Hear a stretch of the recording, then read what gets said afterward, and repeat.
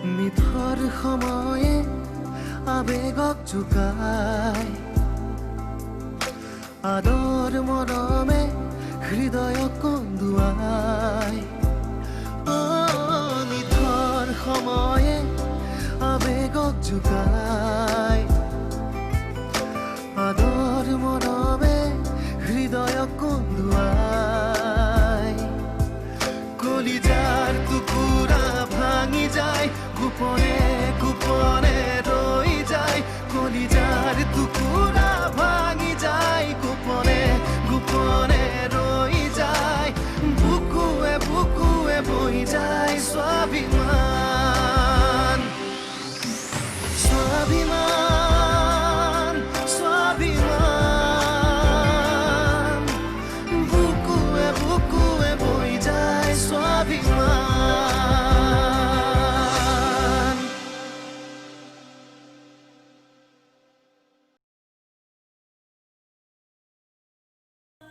ৰাতিপুৱাৰে পৰা ৰাতি শোৱালৈকে যিজন মানুহৰ কথা স্মৰণ কৰি থাকোঁ হঠাতে যদি গম পাওঁ যে তেওঁৰ হৃদয়ত মই নাই কিবাটো তোৰ জীৱনত হৈছে আৰাধ্যা এনেদৰে দুখত তোক মই আগতে কেতিয়াও দেখা নাই যোৱা মুক্ত কৰি দিম মই তোমাক উকিলজনীক পঠিয়াই দিবা চহী কৰি দিম কলিজাৰ টুকুৰা ভাঙি যায় গোপনে গোপনে ৰৈ যায় বুকুৱে বুকুৱে বৈ যায় স্বাভিমান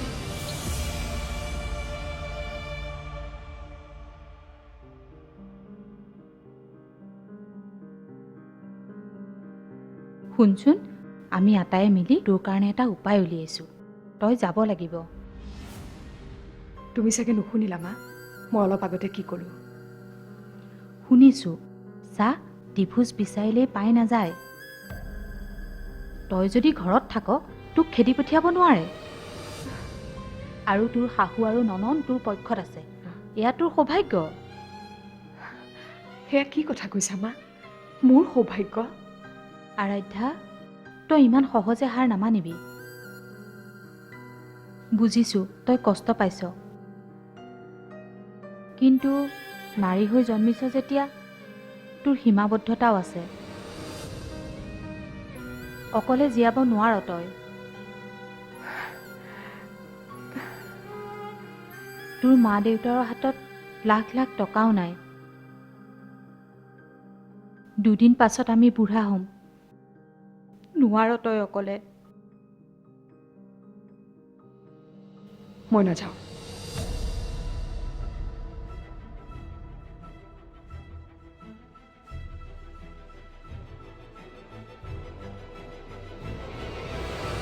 আৰাধ্যা তই কি কৰিবলৈ ওলাইছ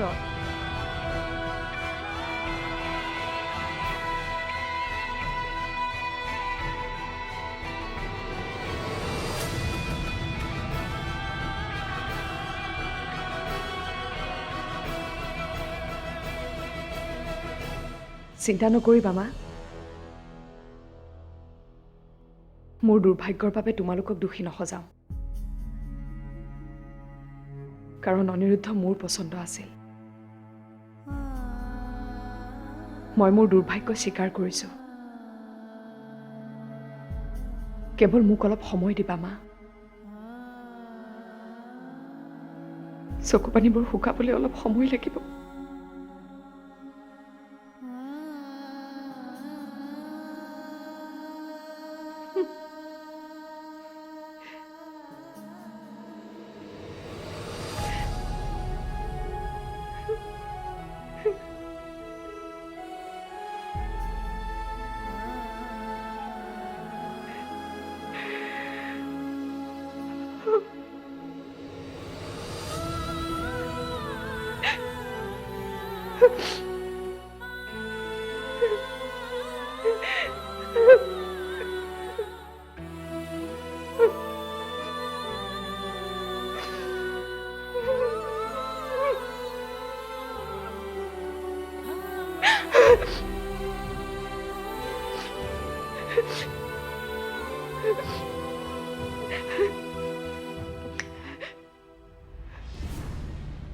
হেৰি যাওকচোন তাইক বুজাওকে, তাই অকৰামি কৰিছে। হা?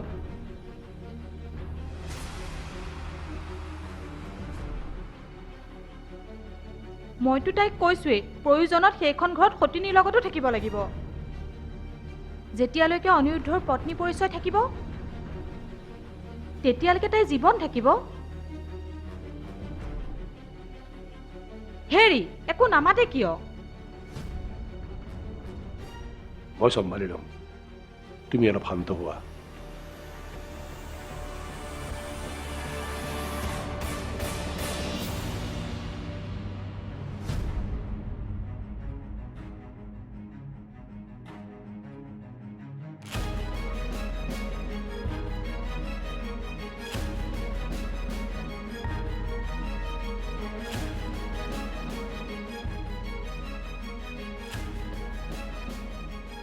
আপুনি যাওক, আৰাধ্যা নাযায়। আপোনাৰ ল'ৰাই ডিভোৰ্চ বিচাৰিছে, মোৰ ছোৱালীয়ে ডিভোৰ্চ দিবলৈ মান্তি হৈছে। কথা সিমানেই।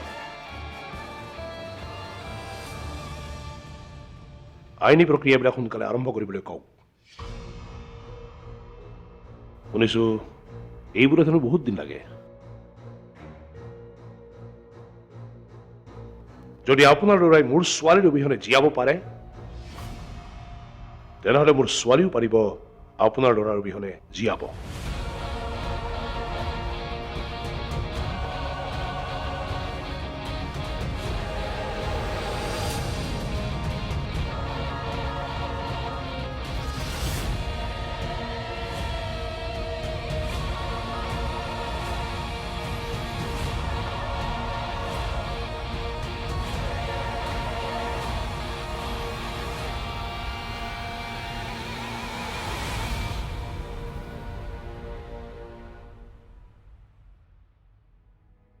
মই জানো মোৰ ওপৰত তোৰ খং উঠি আছে। তোৰ খং উঠাটো স্বাভাৱিক, কিন্তু এবাৰ মোৰ দৃষ্টিৰে কথাবোৰ ভাবিবলৈ চেষ্টা কৰচোন। কিয় ভাবিম তোৰ দৃষ্টিৰে? মোৰ চিন্তাধাৰাই তোৰ চিন্তাধাৰাক ঢুকি নাপায়। তাইৰ ভৱিষ্যতটো গঢ়িবলৈ গিৰিয়েকৰ কি প্ৰয়োজন? মই মোৰ ছোৱালীক এইখিনি যোগ্য কৰি তুলিছো যে তাই নিজৰ ভৱিষ্যতটো নিজে গঢ়িব পাৰিব। এইবোৰ কথা শুনিবলৈ আৰু ক'বলৈহে ভাল, কিন্তু বাস্তৱ তাৰ সম্পূৰ্ণ বিপৰীত। কি হ'ল? কিয় মাতিছিলি? বৰ ডাঙৰ কথা এটা হৈছে। কি? আৰাধ্যাৰ ডিভোৰ্চ হ'বলৈ গৈ আছে।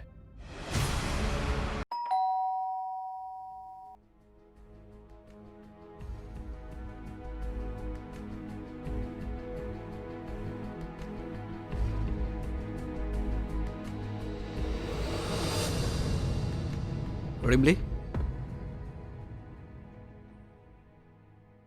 মই জানো মোৰ ওপৰত তোৰ খং উঠি আছে।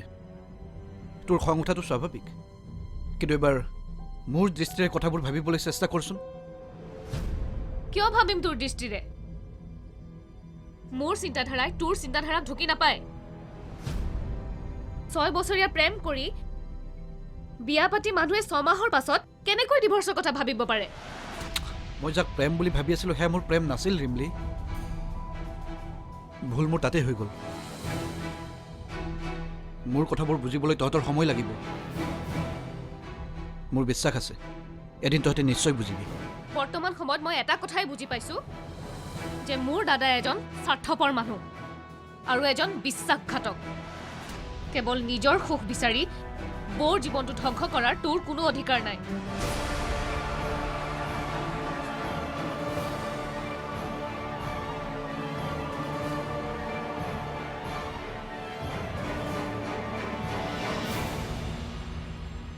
আপুনি এনেকুৱা কাম কিয় কৰিলে? আৰাধ্যাক কিয় সেইখন ঘৰলৈ যাবলৈ নিদিলে? আপুনি ভাবি চাইছেনে অনিৰুদ্ধৰ অবিহনে তাই কি হ'ব? কিয়? তাইৰ ভৱিষ্যতটো গঢ়িবলৈ গিৰিয়েকৰ কি প্ৰয়োজন? মই মোৰ ছোৱালীক এইখিনি যোগ্য কৰি তুলিছো যে তাই নিজৰ ভৱিষ্যতটো নিজে গঢ়িব পাৰিব। এইবোৰ কথা শুনিবলৈ আৰু ক'বলৈহে ভাল, কিন্তু বাস্তৱ তাৰ সম্পূৰ্ণ বিপৰীত। এগৰাকী অকলশৰীয়া নাৰীৰ জীৱনত কেনেকুৱা হয় সেইটোতো আপুনিও জানে। সকলো শেষ হৈ গ'ল আৰাধ্যাৰ। কি হ'ব এতিয়া তাই? ভুল আপোনাৰ। আপুনি আৰাধ্যাক বুজাব লাগিছিল। শাহুৱেকে তাইক নিবলৈ আহিছিল। আমি এটা ডাঙৰ সুযোগ হেৰুৱালোঁ। তুমি কি ক'ব বিচাৰিছা? যিজন মানুহে তাইক তাৰ জীৱনত বিচৰাই নাই, তাই উপজাচি যাব তাৰ ওচৰলৈ, জীৱনৰ ভিক্ষা খুজিব? আৰাধ্যাৰ কি কোনো আত্মসন্মান নাই, স্বাভিমান নাই? মোৰ ছোৱালী কোনো খেলৰ সামগ্ৰী নহয় যে যাৰ মন যায় খেলিব আৰু মন ধৰিলে তলিয়াই পেলাই দিব। নাৰী হৈ নাৰীৰ আৱেগক সন্মান কৰিবলৈ শিকা। তোমালোকৰ দৰে এক শ্ৰেণী মানুহৰ কাৰণেই আজি নাৰীক সমাজত দুৰ্বল বুলি ভাবি থকা হৈছে। প্ৰথমে নিজে শক্তিশালী হোৱা, তাৰপিছত ছোৱালীক সাহস দিয়া। হ'ব দিয়া দেউতা, মোৰ কাৰণেনো তোমালোকে কিমান কাজিয়া কৰি থাকা। মা, মই ঘৰলৈ উভতি নোযোৱাৰ সিদ্ধান্ত মোৰ আছিল, দেউতাৰ নহয়। মই ইচ্ছাই অনিৰুদ্ধক ডিভোৰ্চ দিবলৈ মান্তি হৈছোঁ।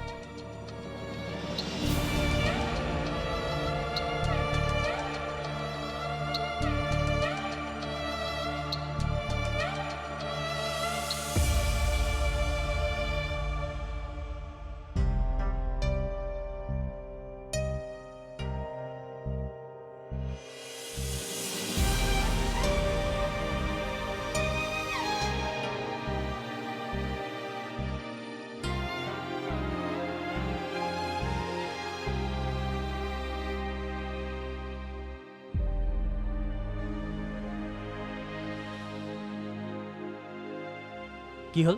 কিয় মাতিছিলি? বৰ ডাঙৰ কথা এটা হৈছে। কি? আৰাধ্যাৰ ডিভোৰ্চ হ'বলৈ গৈ আছে। কি? মই ভাবিছিলোঁৱেই কিবা এটাতো হৈছে সিহঁতৰ মাজত, কিন্তু তই এইবোৰ কথা কেনেকৈ গম পালি? যি হ'ল ভালেই হ'ল দে, তই তাইক সুখত ৰাখিব পাৰিবি।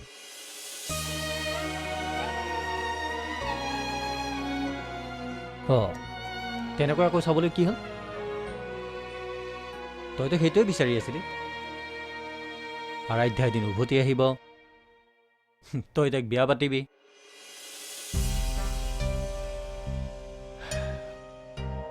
মই মাথো তাইক সুখত থকাটোহে বিচাৰোঁ। কি হ'ল? কিয় মাতিছিলি? বৰ ডাঙৰ কথা এটা হৈছে। কি? আৰাধ্যাৰ ডিভোৰ্চ হ'বলৈ গৈ আছে। কি? মই ভাবিছিলোঁৱেই কিবা এটাতো হৈছে সিহঁতৰ মাজত, কিন্তু তই এইবোৰ কথা কেনেকৈ গম পালি?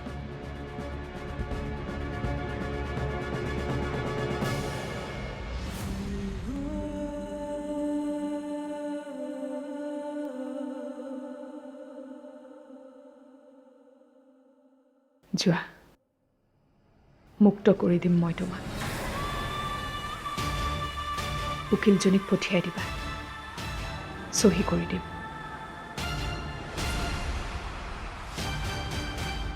শুভেচ্ছা জনালোঁ তোমাক আৰু প্ৰিয়াক।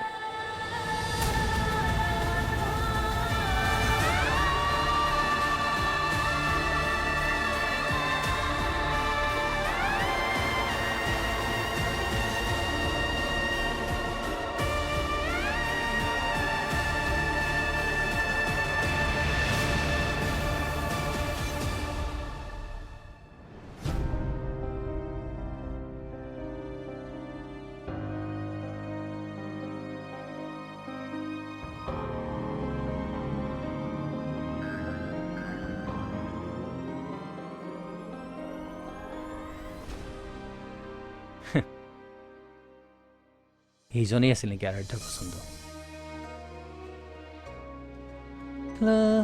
ল'ৰাজনে বৰ বেয়াকৈ ঠগিলে আৰাধ্যাক।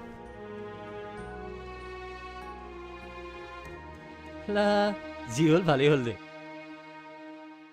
তই তাইক সুখত ৰাখিব পাৰিবি।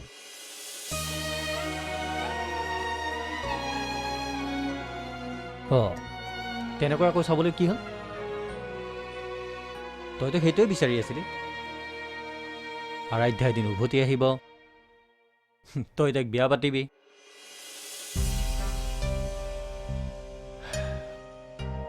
মই মাথো তাইক সুখত থকাটোহে বিচাৰোঁ।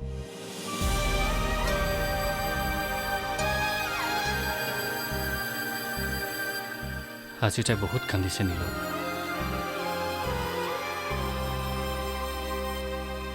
নোৱাৰো, মই তাইৰ চকুত চকু পানী চাব নোৱাৰো।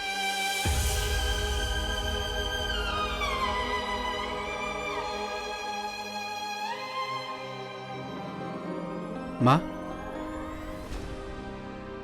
মই জানো তই মোৰ ওচৰলৈ কি ক'বলৈ আহিছ, কিন্তু মোৰ সিদ্ধান্ত সলনি নহয়। মোৰ বোৱাৰী আৰাধ্যা, আৰু আৰাধ্যাই থাকিব। আৰাধ্যাই ডিভোৰ্চ পেপাৰত চাইন কৰি দি পঠালে।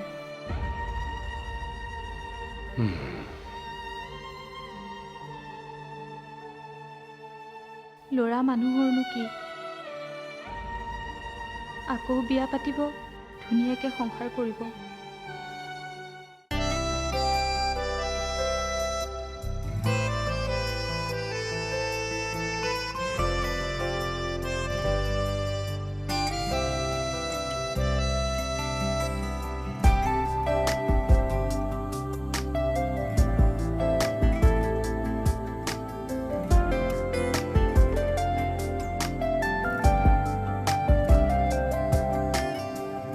আলফুল সপোন তুমি, আচু ফুলৰ দাপোনকে চাই, জোনবেলি তৰাকে সাবতি। আলফুল সপোন তুমি, আচু ফুলৰ দাপোনকে চাই, জোনবেলি তৰাকে সাবতি।